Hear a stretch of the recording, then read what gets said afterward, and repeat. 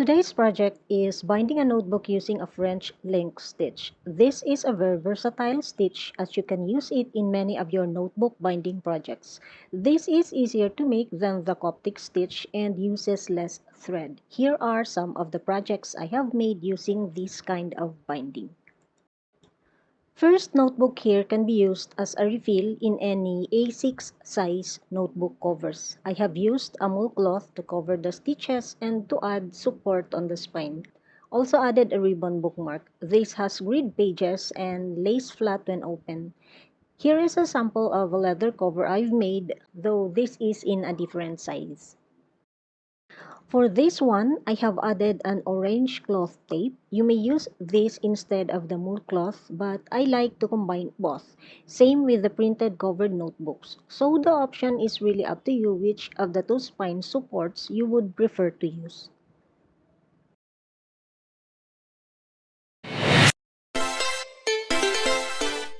Hi, welcome. Nair here again. First, I'd like to say thank you to all those who have subscribed already, and for those who are watching who have not clicked that subscribe button yet, kindly do so. I would really appreciate that, and it would inspire me to create more video tutorials for you. Thank you in advance. Now let's dive in and together let's bind. Aside from the basic tools needed, which I have already mentioned in an earlier video, we have additional tools that we need for this project as follows. Cloth tape, this is optional, mull cloth, satin or silk ribbon, craft or PVA glue, glue stick, brush for glue application. For this project, the number of pages we are going to make is 192. I have ordered this paper from the supplier and had it cut to 8.5 by 13 inches.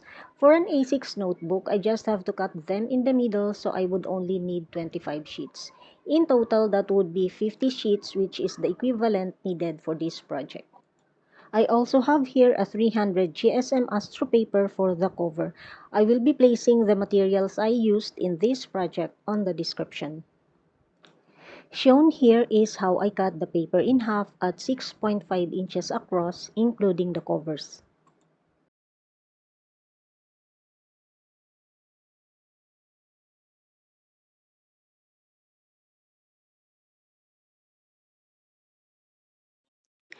For layout and printing, I use Adobe Photoshop, but I did this dotted layout in Illustrator. I will be making a separate video on how to do the layout and save them in PDF file for quality prints. In this case, I just print directly from Photoshop as it is easier to edit if there are adjustments needed instead of printing using the PDF file. I also have here the front fly page layout and then one for the back fly. This is optional though. It's up to you whether you will print something on the end pages or not. But I strongly suggest you do for branding purposes and to add value to your projects. For printing, I use Canon Pixma G570. I believe the black ink used here is pigment ink so it doesn't smudge when used in the layout for the pages. This has 6 ink tanks that are easy to refill. Colored ones are dye inks so this prints beautiful vivid images depending on the paper you use. This printer is also good for beginners who want to start printing their own paper crafts.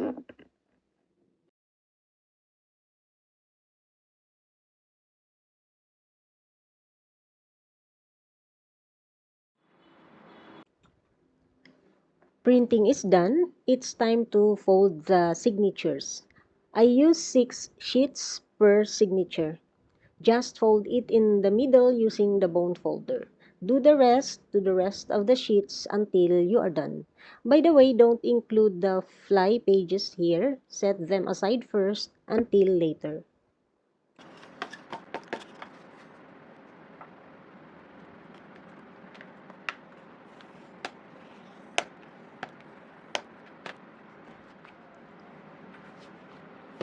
Here are the folded signatures. We have a total of 8. Now it's time to punch holes using the DIY punch guide. Do this on all the signatures until you are done. Make sure that the signatures are facing on the same direction where you punched the holes so it won't misalign when you are ready to bind.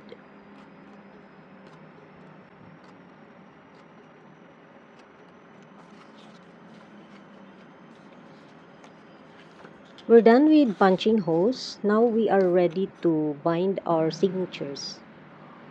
For the thread, I use this one, but you may use any thread you like. I do leather crafting, the reason why I prefer to use the waxed thread. This is an embroidery thread which is also a good alternative as it has a variety of colors. Make sure to rub it with beeswax first before using to avoid tangles. It will save your sanity. Now let's thread our needle.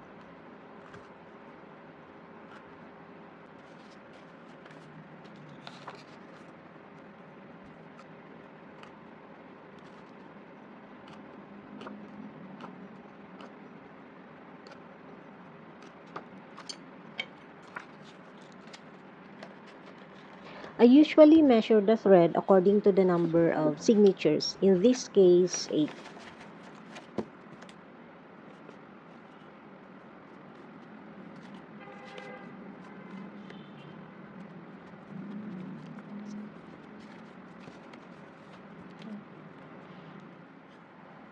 Just to remind you, this is the output that we are aiming for. This is called the French link stitch. When using this kind of binding, make sure that you have an even number of holes. For this project, I used 8 holes.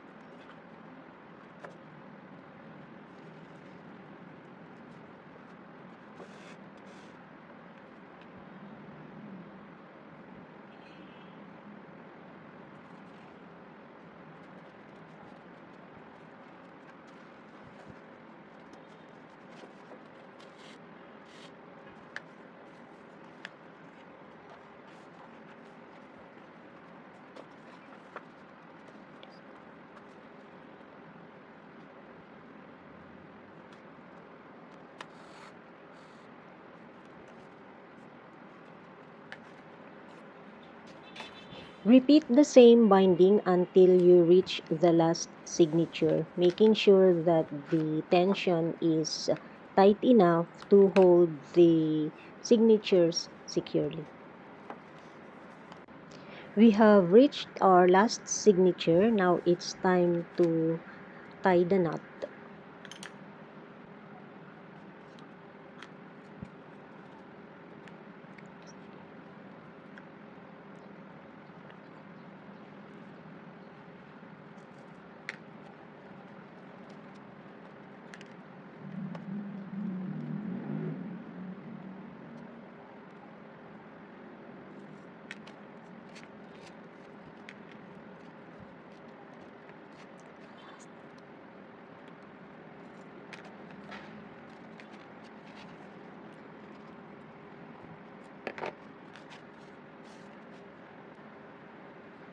Since we will be covering the spine with glue and a mull cloth, you may just leave the excess thread as is. But in my case, I still prefer to cinch it.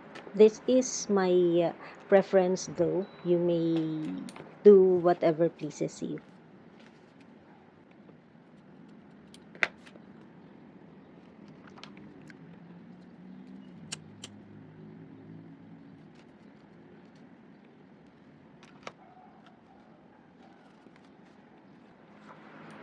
Now it's time to prepare the fly pages and covers to attach it to the notebook.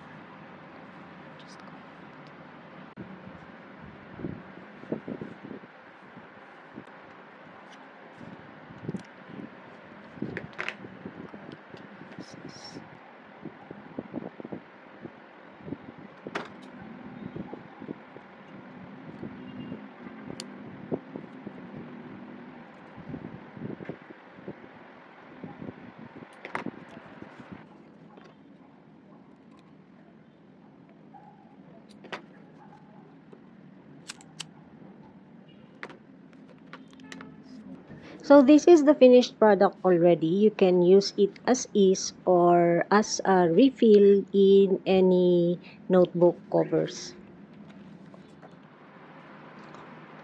Hopefully in my upcoming video, I'm excited to demonstrate the process behind crafting these elegant covers. I'll seamlessly integrate them into the notebook we worked on today, elevating its overall polish and professional appeal.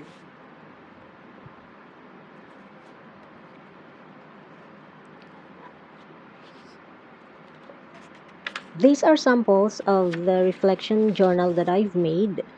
These notebooks are available in my shop. I will be placing the link in the description below and also the products and materials that I have used in this tutorial.